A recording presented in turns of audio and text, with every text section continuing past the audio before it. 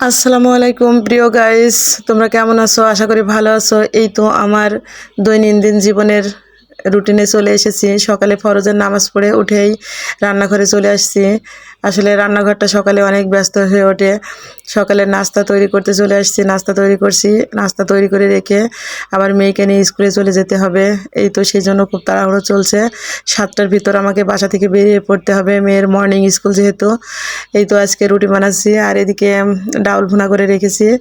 ওই যে ডাউল ভুনা করে রেখেছি, এটা দিয়ে খেতে হবে আজকে। আপনাদের ভাইয়া তো খাওয়া দাওয়া করে পরে অফিসে চলে যায়, আর আমি তো আগেই 2 ঘন্টা আগেই বাসা থেকে বেরিয়ে পড়ি। এই তো, আর শুক্রবার হলে তো কথাই নেই, আরও ওই দিন আমার ডবল ডিউটি শুরু হয়, ওভার ডিউটি।